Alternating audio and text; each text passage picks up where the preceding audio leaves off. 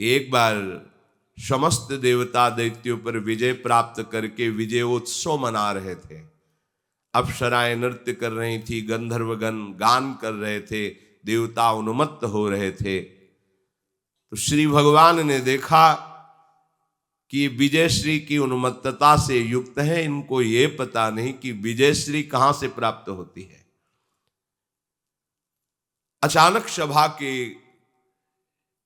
जहां तक नजर पहुंच सके उस जगह भगवान भयानक यक्ष के रूप में प्रकट हो गए। सबकी दृष्टि गई, सभा में जो नृत्य गान वाद्य हो रहा था रुक गया। कौन है ये इतना भीषण रूपधारी? और त्रिभुवन में ऐसा कौन है कि देवराज इंद्र की सभा में ऐसे अवहेलनात्मक भाव से खड़ा है? पहले तो आकर प्रणाम करना चाहिए, क्योंकि देवराज इंद्र त्रिभुवन के सबसे बड़े देवता हैं, देवाधि देव पदवी है उनकी, समस्त देवताओं के राजा हैं, इसीलिए देवताओं के इंद्र हैं। ये कौन है जो बिना नमस्कार किए ऐसे ही खड़ा है? देवराज इंद्र ने कहा कि परिचय प्राप्त करके लाओ। भगवान पवन देव जी गए, कहा तुम कौन हो? उनका पहले आप अपना परिचय बताइए। बोले मेरा नाम पवन देव है, मरुत। प्रभाव क्या है आपका?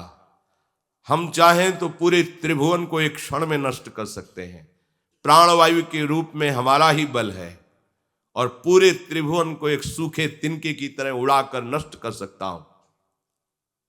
तो एक तिनका प्रकट किया यक्ष भगवान ने, कहा केवल बातें ही बनाते हो कि सामर्थ्य भी? जरा इस तिनके को उड़ा के दिखाओ। पवन देव जी के सामने ऐसी बात कह देना है तो बहुत उपहासास्पद हुई।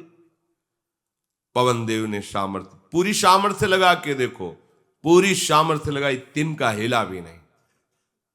तुम तो कहते थे हम त्रिभुवन को तिनके की तरह उड़ाकर नष्ट कर सकते हैं, मेरा नाम पवन देव, मेरा ऐसा प्रभाव। कहां गया तुम्हारा प्रभाव? सर नीचा किया, दोबारा हिम्मत नहीं पड़ी पूछने की कि आप कौन हैं, चले गए। देवराज इंद्र ने पूछा परिचय प्राप्त किया? तो उनका भगवान में असमर्थ रहा परिचय प्राप्त करने में। परम तेजस्वी अग्निदेव खड़े, मैं भी परिचय प्राप्त करके आता हूं। गए, कौन हो तुम? तो आप कौन हैं? आप अपना परिचय पहले दीजिए। उनका मैं अग्निदेव हूं, सबकी जठराग्नि को पचाने का काम मैं ही करता हूं। पूरे त्रिभुवन को नष्ट कर दूं, एक क्षण में सूखे उपले की तरह भस्म कर दूं समस्त ब्रह्मांडों को, इतनी मेरे में सामर्थ्य है। अच्छा, तो तुम इस तिनके को जला करके दिखाओ। पूरी सामर्थ्य दाहिका शक्ति लगा दी, लेकिन जिनसे दाहिका शक्ति प्राप्त होती वही भगवान अपनी शक्ति को ले लिए तो तिनका झुलसा भी नहीं। आप तो कह रहे थे पूरे ब्रह्मांडों को भस्म कर सकता हो, कहां है आपका प्रभाव?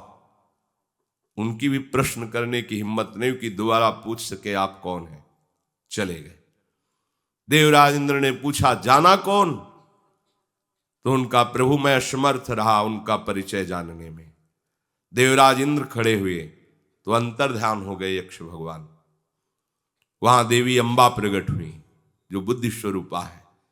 देवराज इंद्र गए, नमस्कार किया। ये कौन था जो हमारे इतने बड़े बड़े महावीरों को भी परास्त कर दिया और ये भी परिचय प्राप्त करने में समर्थ नहीं रहे, पर हमको देखते ही अंतर्धान हो गए? तो उनका तुम्हारे भय से नहीं, तुम अधिकारी भी नहीं हो कि उनसे संभाषण कर सको। तुम्हें इतना गर्व है कि वो गर्व के कारण संभाषण भी करने की योग्यता तुमने खो दी है जिनसे, इसीलिए वो अंतर्ध्यान हो गए। वो और कोई नहीं, भगवान श्री हरि यक्ष के रूप में प्रकट हुए थे। जाओ, अभिमान शून्य रहो, ना तुम में कोई सामर्थ्य न तुम्हारे किसी देवता में कोई सामर्थ्य है। जो सामर्थ्य वो श्री हरि ने तुम्हें दी है, ये मान करके उनके आश्रित रहो। ऐसा अभिमान करके उन्मत्त मत हो, ऐसा देवी अंबा ने उनको कहकर उपदेश किया।